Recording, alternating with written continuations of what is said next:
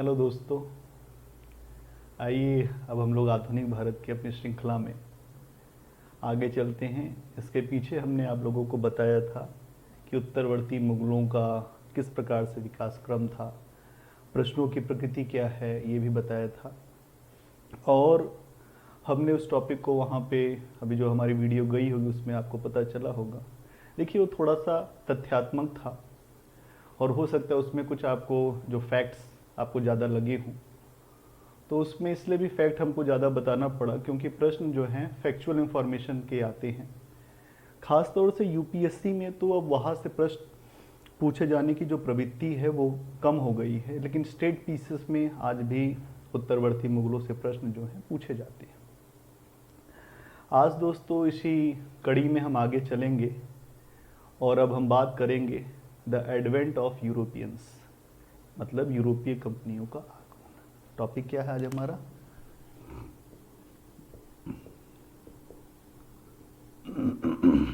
The advent of Europeans, European company, मतलब भारत में जो यूरोपीय कंपनी है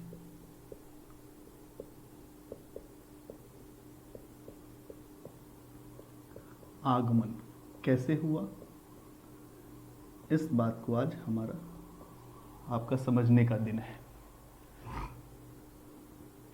ठीक है, तो आज हमारी शुरुआत होगी। एकदम ध्यान से समझेंगे, किसी चीज़ की कोई समस्या आपको नहीं होनी चाहिए। बहुत ही इत्मीनान से समझने का प्रयास करिए। देखिए भारत में जब भी कोई प्रवेश करना चाहेगा तो दो रास्ते हैं। भारत में प्रवेश करने के दो रास्ते हैं, एक तो थल से और दूसरा जल से। थल से आप कहाँ से आ सकते हैं भारत में? उत्तरी पश्चिमी, जो उत्तरी पश्चिमी इलाका है वहाँ से आप आ सकते हैं। इसको आप ये भी कह सकते हैं पश्चिमोत्तर, पश्चिमोत्तर हिस्से से आप भारत में प्रवेश कर सकते हैं। ठीक, समझिए कि क्यों ये लोग आए और क्या इनके आने का कारण था। और दूसरा जल मार्ग से आ सकते हैं। ये दो रास्ते थे भारत में आने के। आखिर में क्या जरूरत पड़ी इनको आने की, यूरोपीय लोगों को भारत आने की?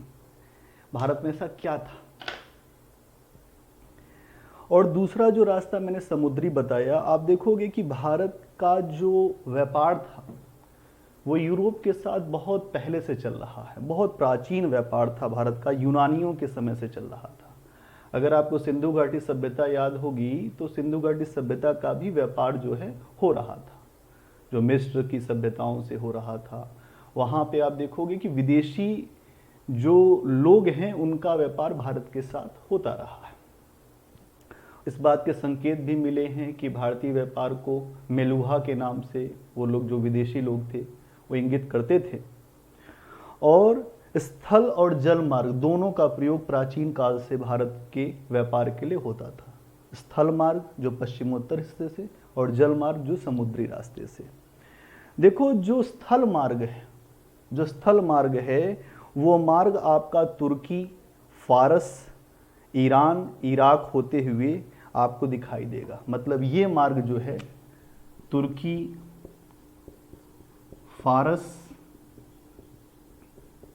ईरान, इराक, इस रास्ते से होते हुए आपको मार्ग दिखाई देगा। ये जो स्थल मार्ग है, ठीक है। और ये अफगानिस्तान पहुंचता था इराक से। आप देखिए मैप, अफगानिस्तान, अफगानिस्तान पहुंचता था। और अफगानिस्तान के बाद जब ये लोग अफगानिस्तान में आते थे तो खैबर, कुर्रम और ये जो बोलन दर्रे थे इसके, इससे खैबर से, खैबर दर्रा, कुर्रम दर्रा, बोलन दर्रे से ये लोग भारत में प्रवेश करते थे। ओके, प्रवेश करते थे। भारत में प्रवेश करते थे। ये तो हो गया, ये आपके स्थल मार्ग से कैसे वो आते थे, ये रास्ता था, ये रूट था। दूसरा रूट क्या था? जल मार्ग। जल मार्ग वाला रूट आप देखो, ये भूमध्य सागर से शुरू होता था। भूमध्य सागर, भूमध्य सागर से होता हुआ लाल सागर, भूमध्य सागर से लाल सागर, फारस की खाड़ी, लाल सागर, ठीक है, फिर फारस की खाड़ी, फारस की खाड़ी होते हुए और फिर अरब सागर का व्यापार, जो भारत में अरब सागर तक ये पहुंचता था। मतलब ये रास्ता था, आप इसको समझ पाओ तो ऐसे समझना पड़ेगा कि ये दो हिस्से थे भारत में, प्राचीन समय से ही भारत के व्यापारिक मार्ग के रूप में ये थे। क्या ऐसा हो गया कि जल मार्गों पर ज्यादा जोर दिया जाने लगा? ऐसा क्या घटना घटी? पूरे विश्व के घटनाक्रम को आपको समझना पड़ेगा, ऐसा क्या हो गया? देखो, एक चीज ये समझना पड़ेगा कि 14वीं शताब्दी तक ये व्यापार जो है आराम से चलता रहा, दोनों मार्गों से, उत्तरी पश्चिमी मार्गों से, जल मार्ग से। लेकिन 14वीं शताब्दी के बाद 15वीं शताब्दी में जब अरब शक्ति का पूरे विश्व में प्रसार होना शुरू हुआ, अरब शक्ति का जब आप देखोगे मध्य एशिया में और अलग अलग स्थानों पर प्रसार होना शुरू हुआ, तब आप देखोगे कि ये व्यापार जो है वो संकुचित होने लगा 15वीं शताब्दी से, ठीक है। और 1453 में उस्मानिया वंश, 1453 में एक वंश है उस्मानिया, उस्मानिया वंश। ये तुर्की मुसलमान थे, तुर्क मुसलमान थे। ये उस्मानिया वंश का शासन जब देखोगे आप तो आपको समझ में पूरी घटना आ जाएगी कि हुआ क्या। उस्मानिया सल्तनत ने धीरे धीरे जो यूरोप में कुस्तुनतुनिया था उस पर विजय प्राप्त कर ली। मतलब उस्मानिया सल्तनत ने कुस्तुनतुनिया, कुस्तुन बड़ा नाम आपने सुना होगा, कुस्तुनतुनिया, ये यूरोप में था, ये पूर्वी यूरोप की राजधानी थी, ठीक है। पूर्वी यूरोप की राजधानी कुस्तुनतुनिया पर अधिकार कर लिया, ठीक है। कुस्तुनतुनिया पर जब उस्मानिया वंश का 1453 में अधिकार हो गया तो क्या हुआ? आप देखोगे कि धीरे धीरे पूरा दक्षिण पश्चिम एशिया, इसके बाद दक्षिण पश्चिम एशिया, दक्षिण पश्चिम एशिया, दक्षिण पश्चिम एशिया का मतलब ये आप देखो इराक, ईरान, ये पूरा इलाका दक्षिण पश्चिम एशिया और दक्षिण पूर्वी यूरोप। यहां पे दक्षिण पूर्वी यूरोप, दक्षिण पूर्वी यूरोप पर उस्मानिया वंश का पूरा नियंत्रण हो गया। मतलब यहां और यहां तो आप देखो कि ये मार्ग तो पूरा बंद हो जाएगा कि नहीं हो जाएगा? खुद सोचो, ये मार्ग पूरा बंद हो गया। अब मजबूरी ये हुई कि जब ये मार्ग बंद हो गया तो यूरोपीय करे तो करें क्या करें? तो कहते भी हैं आवश्यकता आविष्कार की जननी है। आवश्यकता जो है आविष्कार की जननी है कि नहीं है? आविष्कार की जननी है। इस बात को समझते रहिएगा, इसी से ही सारी चीजें घटित होंगी। जो आप देखोगे कि जो अन्वेषण होंगे यूरोप में, जो भौगोलिक खोज होगी, ये सारी चीजें इसी बात से समझनी पड़ेगी, ठीक है। और ये पूरा जब अधिकार हो गया पूर्वी यूरोप पर, ये पश्चिमी एशिया पर, तो आप देखोगे कि अब ये मार्ग बिल्कुल जो यूरोपीय लोग हैं उनके लिए बंद हो गए और धीरे धीरे ये लोग जल मार्ग की तलाश करने लगे, क्योंकि इन्हें मसालों की बहुत ज़रूरत पड़ती थी। मसाले भारत में बहुत अच्छे लेवल पे उत्पादन होता था मसालों का। दूसरी चीज़ ये है कि भारत एक धनवान देश भी था। तो भारत में आने के बाद इनकी वो ज़रूरतें पूरी हो सकती थी जो यहाँ पर इनके अधिकार से रुक गई थी। ठीक है, इसीलिए आप देखो कि नवीन जल मार्गों की खोज शुरू हुई। लोग कहते हैं खोज हो गई, इसने खोज कर दिया। अरे भाई, खोज क्यों हुई? किसी स्थान की खोज क्यों की जाती है? पहली बात तो ये होना चाहिए, क्यों खोज हुई? तो खोज क्यों हुई वो कारण मैं बताता हूं। क्यों खोज हुई? खोज इसलिए हुई क्योंकि ये मार्ग बंद हो चुका था, और इस मार्ग के बंद होने के कारण नया व्यापारिक मार्ग चाहिए था। इसलिए वहां पे एक प्रोत्साहन दिया गया कि भाई नया मार्ग खोजो, दक्षिण पूर्व एशिया के देशों के साथ व्यापार करना है। ठीक है, अब आप देखोगे कि 15वीं शताब्दी के आखिरी समय में, मतलब 15वीं शताब्दी का जब आखिरी दशक आता है, मतलब अंतिम चरण, तो आप देखोगे कि कुछ भौगोलिक खोज यूरोप में होने लगती है। जैसे आप देखोगे जिस भौगोलिक खोजों का पूरे विश्व के संबंधों पर एक बड़ा प्रभाव पड़ा। मतलब एक बार इसको इरेज कर दें, इसको मिटा दें।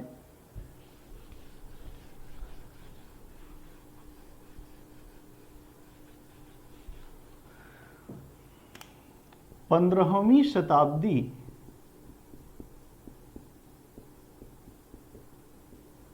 शताब्दी के आखिरी समय में या आखिरी दशक में आप देखोगे कि यूरोप में कई खोज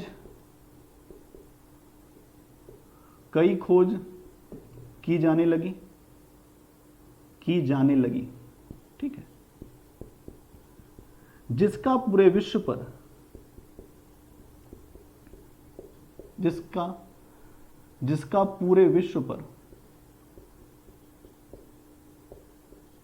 गहरा प्रभाव पड़ा। जिसका पूरे विश्व पर गहरा प्रभाव पड़ा। अभी मैं बताऊंगा कि क्या गहरा प्रभाव पड़ा।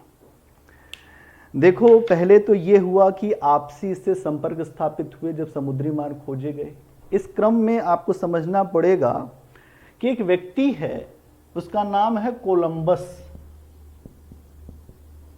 कोलंबस। ये व्यक्ति है स्पेन का। ये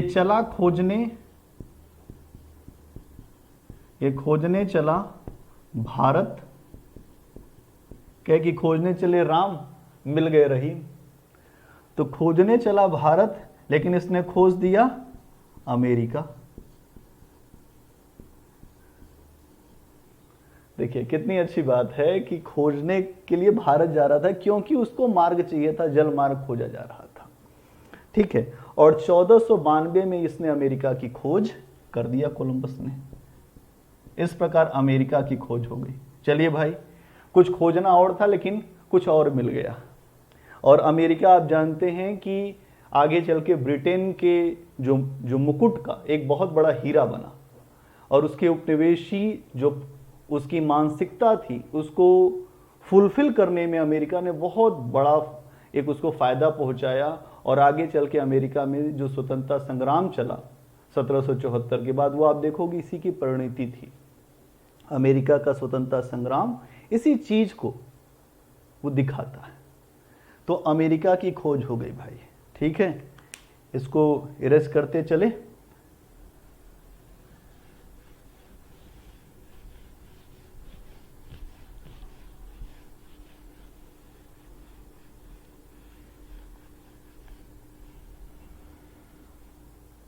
अमेरिका की खोज हो गई, और इसी क्रम में आगे देखिए बार्थोलोम्यू डियाज, एक व्यक्ति हैं बार्थोलोम्यू डियाज। ये पुर्तगाल का है। क्या किया इसने? किसका नाम यहां पे हमने लिखा है। इसने एक काम किया, इसने ये किया कि ये 1487 में चला वो यूरोप से, और आशा अंतरीप को इसने खोजा। 1487 में ये चला और इसने आशा अंतरीप क्या था? ये यूरोप का ये आप देखोगे कि अफ्रीका का आखिरी किनारा था, आखिरी किनारा था, यहां पहुंच गया। ये अफ्रीका का आखिरी किनारा था आशांत द्वीप। ये पुर्तगाल से चला और खोजते खोजते अफ्रीका के आखिरी किनारे पर पहुंच गया और इस द्वीप को कहा गया केप ऑफ गुड होप। इसको कहा गया cape of good hope, cape of good hope. ठीक है, केप ऑफ गुड होप इसको बोला गया आशांत द्वीप को। देखो यहां तक तो ये आ गया डियाज, इसके आगे नहीं जा पाया। ये सारे प्रयास क्यों हो रहे हैं? भारत तक पहुंचने के लिए, और किसी को नहीं खोजना है, भारत। भारत उसमें केंद्र में था। सोचिए भारत कितना महत्व था। लोग कहते हैं कि भारत का कोई विकास नहीं हुआ। अरे मध्यकाल में भारत या प्राचीन काल में भारत को सोने की चिड़िया ऐसे ही नहीं कहा जाता था। भारत में हर चीज बहुत समृद्धि के स्तर पे थी। आप यहाँ के भजनों को भी सुनोगे तो कहते हैं कि सोने की थाली में खाना परोसा, सोने की थाली में खाने परोसे जाते थे भारत में। तो ये है भारत देश। इसीलिए जो यूरोपीय कंपनियों का एक आकर्षण का बहुत बड़ा केंद्र था भारत। ठीक है, तो आप देखो कि इसी क्रम में ये हो गई बात।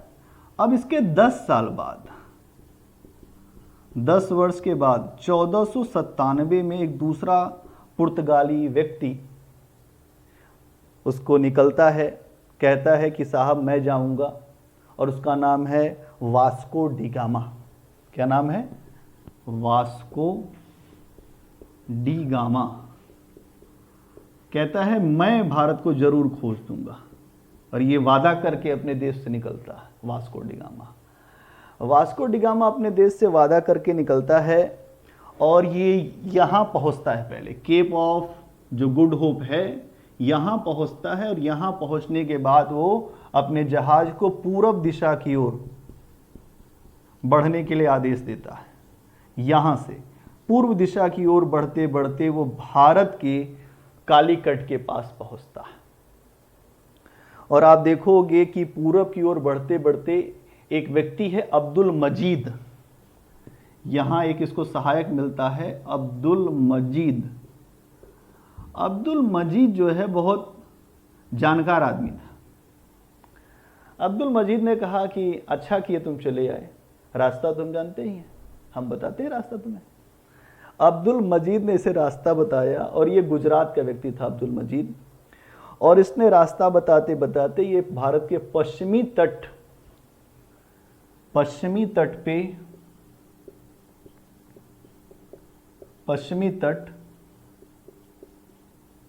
पे कालीकट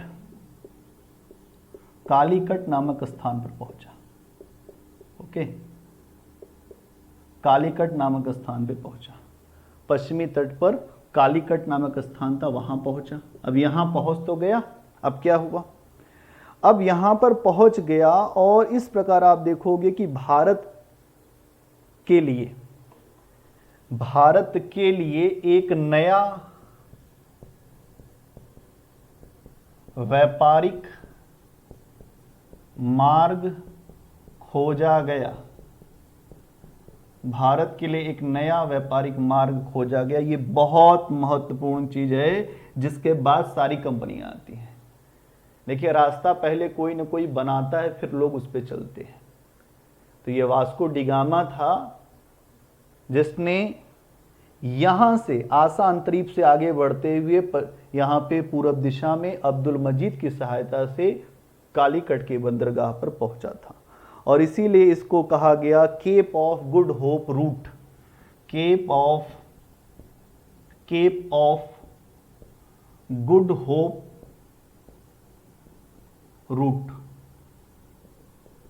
ठीक है, cape of good hope route. जो रूट यहां पे आप देखोगे cape of good hope route इसको बोला गया। ठीक है, cape of good hope route क्यों बोला गया? क्योंकि एक प्रकार का यहां से एक स्कोप था कि भारत अब एक बहुत बड़ा हमारे व्यापार के लिए केंद्र हो सकता है। ठीक है, इस प्रकार आप देखोगे कि यहां पर कंपनियां आई। क्या इतनी बात समझ में आ गई होगी? मैं उम्मीद करूं कि आप लोगों को समझ में आ गया होगा। आगे बढ़ते हैं।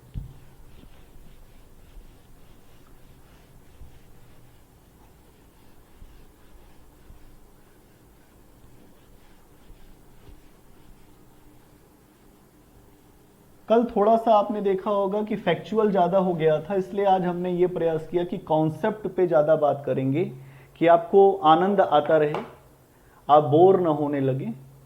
आनंद के साथ पढ़ना एक बहुत अच्छी चीज़ होती है। कहते हैं जब तक रुचि नहीं होगी तब तक फिर कोई चीज़ नहीं हो सकती। खाना अगर रुचिकर न हो तो आपको पचेगा नहीं, पढ़ाई रुचिकर नहीं होगी तो समझ में आएगी नहीं। इसलिए पहले तो रुचिकर होना चाहिए। तो इतनी कहानी आराम से समझ गए होंगे आप। तो देखिए अब क्या है, सबसे पहले कौन आए भारत में? पुर्तगाली। फिर कौन आए? डच। फिर कौन आए? अंग्रेज। ठीक है, ये आप देख रहे हैं। ठीक है, पुर्तगाली, डच, अंग्रेज, फिर डेनिश, फिर फ्रांसीसी, फिर डेनिश और सबसे आखिरी में फ्रांसीसी। ये आने का सीक्वेंस है। ये स्टेट टू स्टेट में आपसे प्रश्न पूछा जा सकता है, यूपीएससी में तो इसकी संभावना न के बराबर है। क्या सीक्वेंस है? पुर्तगाली, डच, अंग्रेज, डेनिश। अच्छा, एक चीज यहां पे जान लो कि ये जो डच कंपनी है ये आई तो पहले अंग्रेजों से, ये अंग्रेजों से पहले आई। ठीक है, पहले आई, लेकिन ये ईस्ट इंडिया कंपनी जो है इसके पहले ही बन चुकी थी, मतलब इसके आने के पहले ही बन चुकी थी,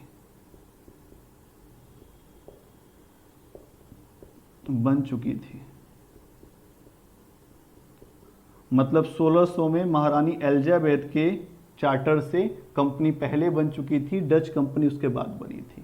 तो कभी ये प्रश्न पूछे, यहाँ पे तो सीक्वेंस यही है, लेकिन कभी ये प्रश्न पूछ दे कि कौन सी कंपनी, अंग्रेजों और ये जो आपकी कंपनी है डच कंपनी, इनके बीच में कौन पहले बनी थी? तो अंग्रेजों की कंपनी पहले बनी थी।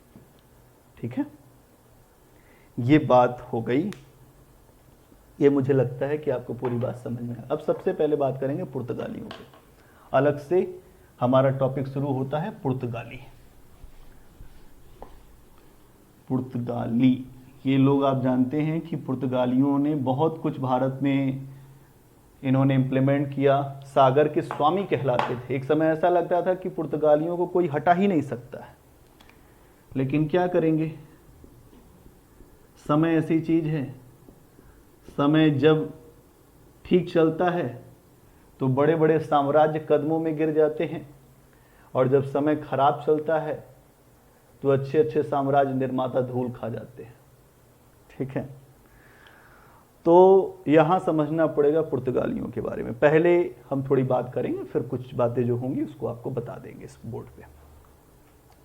देखो, पुर्तगाली पहले यूरोप के लोग थे जो भारत में आए। आपने देखा कि वास्को डी गामा ने रास्ता खोज दिया और ये आया, कालीकट में आ गया। ठीक है, कालीकट में 1498 में आया, और जब ये भारत आया तो यहाँ के शासक जो थे जमोरिन, कालीकट के शासक थे, और ये उनकी उपाधि थी, उनके पिता की उपाधि थी, पैतृक उपाधि थी जमोरिन की। तो जमोरिन ने इनका स्वागत किया। और लेकिन यहाँ पे क्या हुआ, देखो 1498 में फिर वही बात शुरू हो गई कि वास्को डिगामा आया। वास्को डिगामा आया, कहाँ आया? कालीकट आया।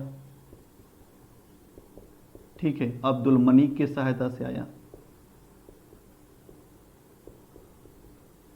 किसके दरबार में आया? जमोरिन, जो कालीकट का शासक था।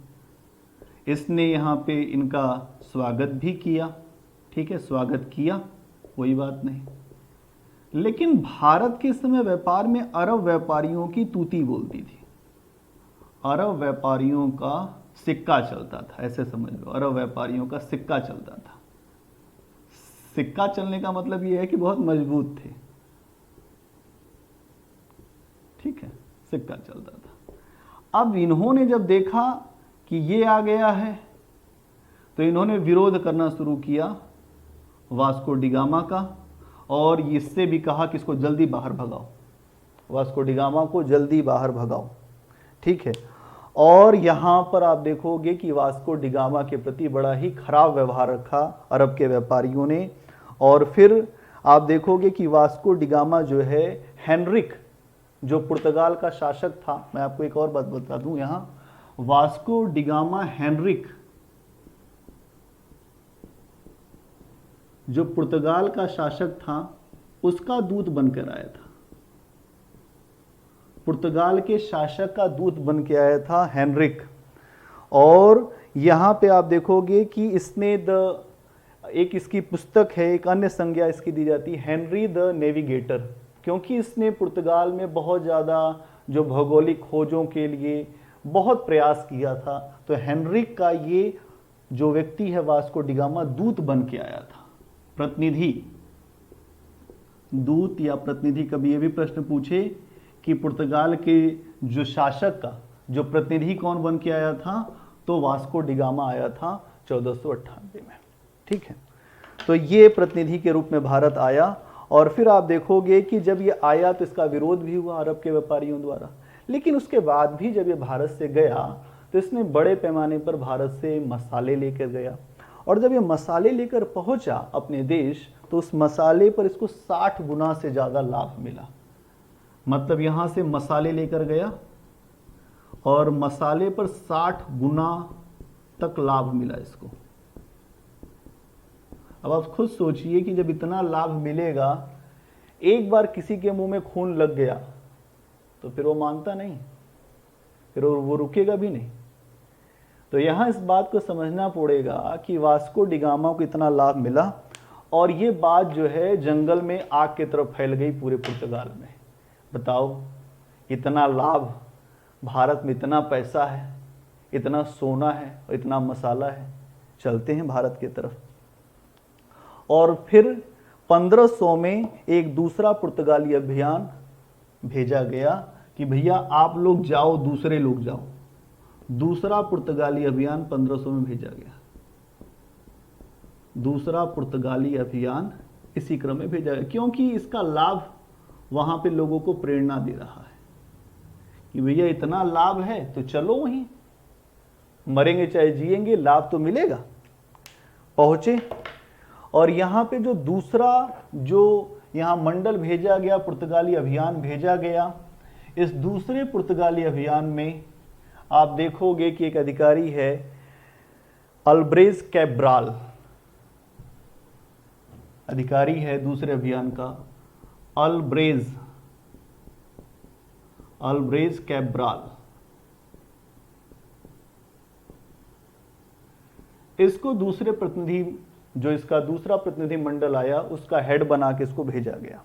और ये आया तो अपने साथ जहाज़ों का बेड़ा लेकर आया कि मान लो कोई लड़ाई उड़ाई छिड़ेगी, क्योंकि हम लोग जाएंगे तो वहाँ पे अरब व्यापारियों ने वास्को डिगामा के समय ही विरोध किया था, तो विरोध तो फिर मेरा होगा। तो ये जब कैब्राल चला तो ये अपने साथ 13 जहाज़ों का एक बेड़ा लेकर चला, 13 जहाज़ों का बेड़ा। आप इमेजिन करते जाओ कि आप खुद घटना को देख रहे हो कि कैब्राल चला और 13 जहाज़ों का एक जंगी बेड़ा लेकर चला कि कुछ भी हो जाए पीछे नहीं हटना है।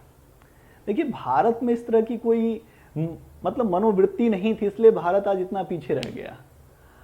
हमारी कभी वही नहीं इच्छा नहीं थी, हमारी लालसा नहीं थी कि हम कहीं जाएं। इसीलिए बड़े विद्वानों ने कुछ भारतीयों के बारे में कहा, ये कूप मंडूक थे, ये अपने आप को महान तो बहुत समझते थे, लेकिन महानता के लिए कुछ किया नहीं। केवल अध्यात्म में आप छोड़ दें तो भारतीयों का अध्यात्म में कोई सानी नहीं है।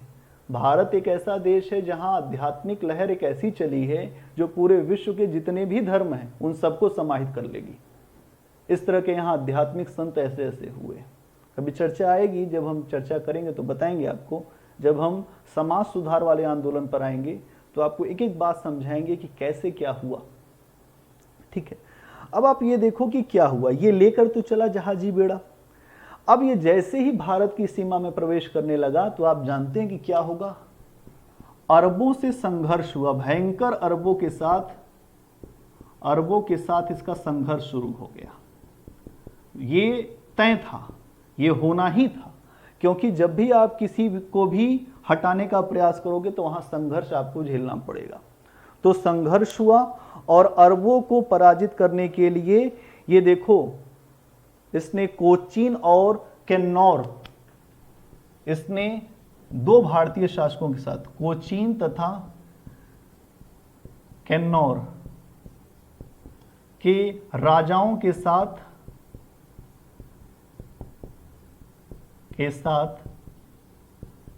मित्रता संबंध स्थापित किया, मित्रता का संबंध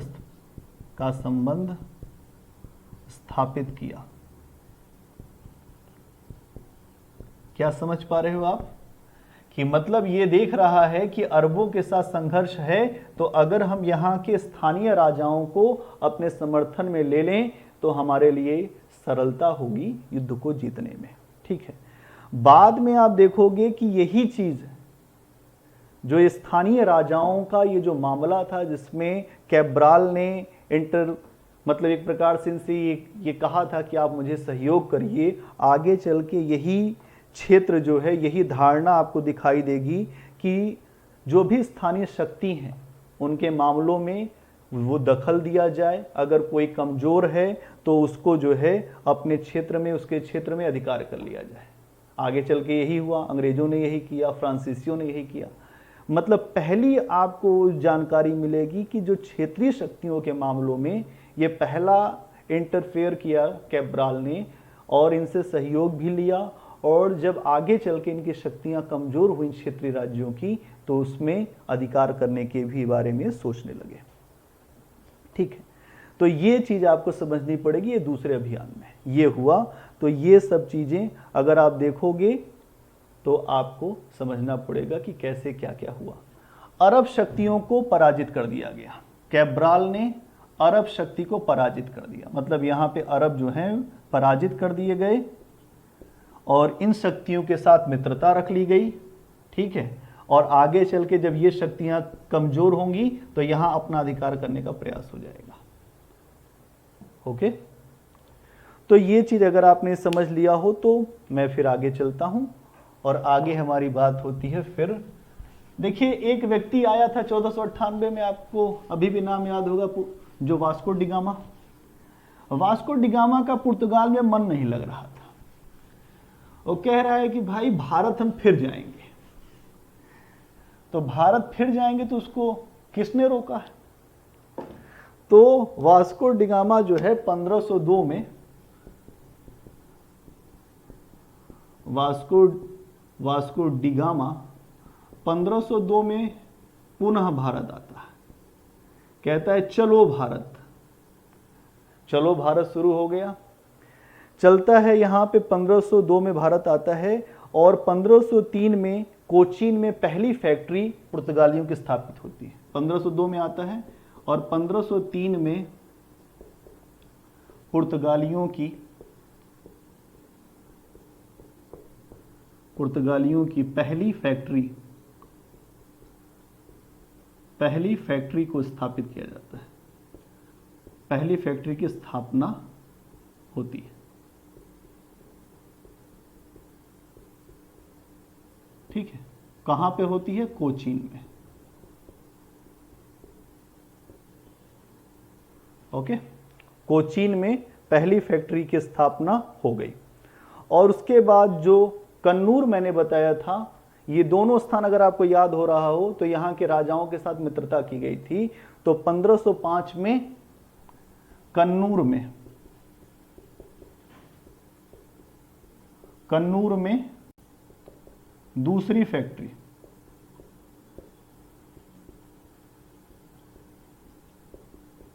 स्थापित की गई। बहुत बढ़िया, स्थापित तो करते जा रहे हैं, अभी भारतीयों को पता चलेगा कि नहीं चलेगा, स्थापित होते जा रहे हैं लोग। ठीक है, अब ये स्थापित हो गई। अब क्या होगा? अब पूरे जो पूर्वी देश का जो व्यापार है, जो ये पूरा जो व्यापार है पूर्वी देशों के साथ का, पूर्वी देशों का व्यापार, पूर्वी देशों का व्यापार जो है वो यूरोप के साथ, उसके ऊपर ये पूरा नियंत्रण स्थापित करेंगे, उसके ऊपर पूरा नियंत्रण स्थापित करेंगे। समझो बात को, क्यों करेंगे? क्योंकि इसी से तो इनको लाभ मिलना है। भाई हमने पहले खोजा तो हमको लाभ मिलेगा कि आपको मिलेगा? तो पहला लाभ तो इसीलिए इनको मिला और पहले लाभ के लिए ये प्रयास चलने लगे। ठीक है, तो संपूर्ण व्यापार पर अधिकार करने के लिए एक नीति 1505 में ही, पुर्तगालियों ने 1505 में एक नीति की घोषणा की गई। वो नीति क्या है? 1505 में एक नीति अपनाई गई जिसके तहत यह कहा गया कि 3 वर्ष के लिए भारत में एक गवर्नर बनाया जाएगा, कि 3 वर्ष के लिए भारत में एक गवर्नर, ठीक है, गवर्नर को बनाया जाएगा। ठीक है, 3 वर्ष के लिए भारत में एक गवर्नर को बनाया जाएगा। ठीक, यहां पे जो इस पे लगेगा, ठीक है, गवर्नर को बनाया जाएगा 3 वर्ष के लिए। ठीक है, और क्या हुआ?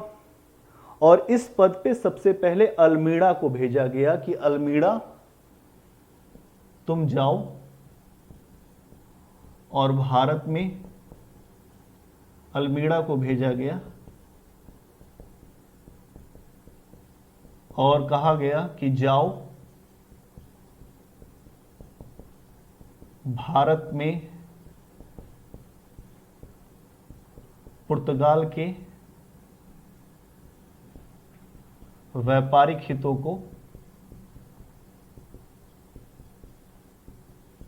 हितों को संरक्षित करो।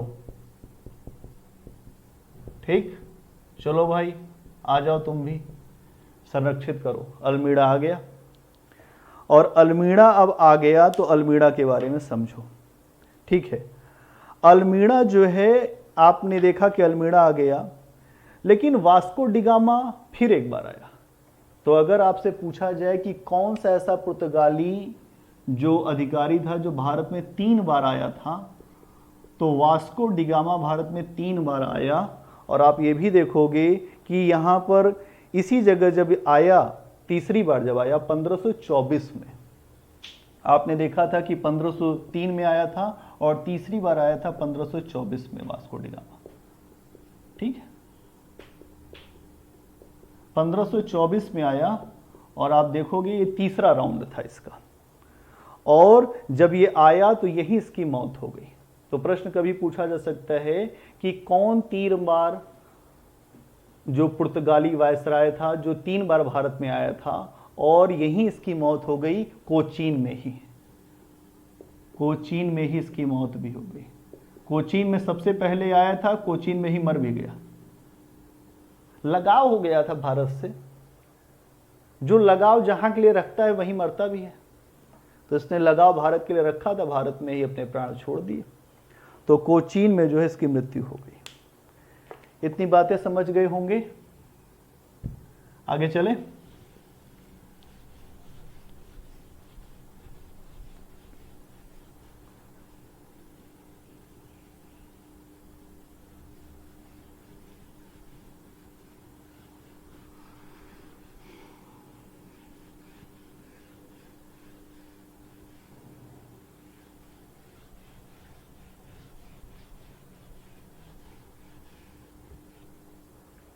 अब बात करते हैं अल्मीड़ा की।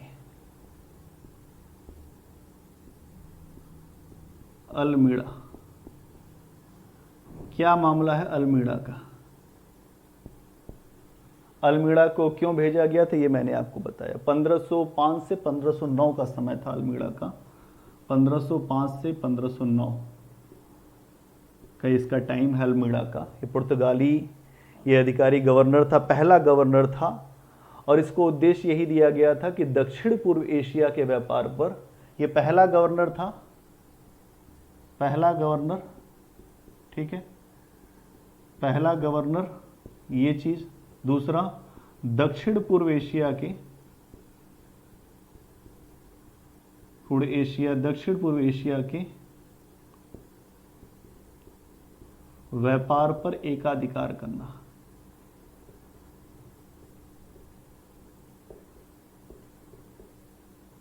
दक्षिण पूर्व एशिया के व्यापार पर एकाधिकार करना, ठीक है। अब ये अधिकार करना, और इसके लिए इसने एक नीति अपनाई, blue water policy. Blue water policy, blue water policy, इसको कहते हैं शांत जल की नीति। शांत जल की नीति।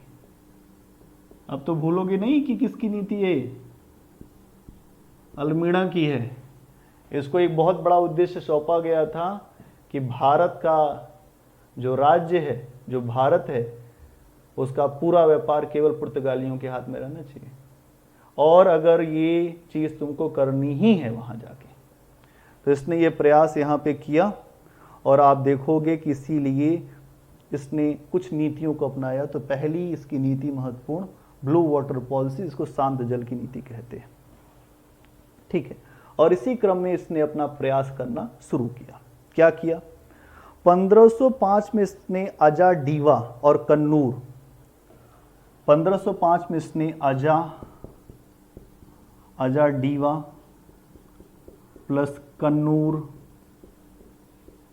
अजाडीवा प्लस कन्नूर में अपनी फैक्ट, यहां पर किला स्थापित करवाने का प्रयास किया। किला स्थापित, फोर्ट, यहां पे अजाडीवा और कन्नूर में किला स्थापित करने का प्रयास किया, ठीक है। आप देखोगे इसके अलावा ये जो दुर्ग स्थापित करने का प्रयास किया, इसके बाद अल्मीड़ा ने एक बहुत बड़ा काम किया जिसको जानना बहुत जरूरी है। अल्मीड़ा ने 1509 में एक संयुक्त सेना को पराजित किया था, जिससे पुर्तगाली जो हैं सबसे बड़े स्वामी बन के उभरे। ये 1509 में ये संयुक्त सेना किसकी होगी, इस बात का अगर आप अनुमान लगा पा रहे हो तो आप लगाएं। इसमें जो सबसे बड़ी संयुक्त सेना होगी, ये गुजरात, तुर्की और मिस्र की मिलीजुली सेना थी। जो भारत में गुजरात का शासक था, गुजरात, तुर्की और मिस्र, इन तीनों की मिलीजुली संयुक्त सेना थी, और इन तीनों को अल्मीड़ा ने पराजित कर दिया था। ये बहुत बड़ा कार्य किया था इसने।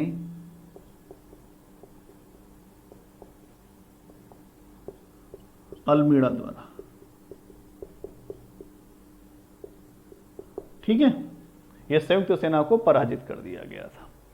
और जब आप देखोगे कि पराजित कर दिया गया, तो ये पुर्तगाली हिंद महासागर की सबसे बड़ी शक्ति बन के उभरे। इसके बाद पुर्तगाली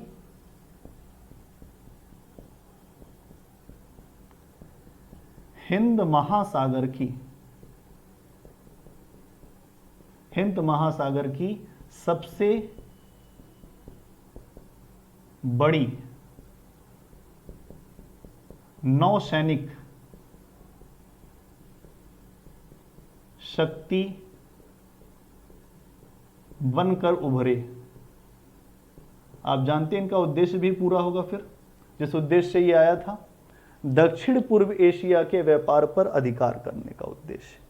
इस प्रकार आप देखोगे कि आने वाले कुछ समय में ये जो पुर्तगाली हैं, ये हिंद महासागर के स्वामी बन गए, ठीक है। तो आपको ये बात समझनी पड़ेगी। आज के लिए इतना ही रहने देते हैं इसमें, और फिर हम चर्चा करेंगे अगली क्लास में। और अगली क्लास में हम बात करेंगे अल्बुकर्क पे, अल्बुकर्क पे बात करेंगे, जो पुर्तगाली अगला गवर्नर है अल्बुकर्क। ठीक है, थैंक यू, अपना ध्यान रखिए।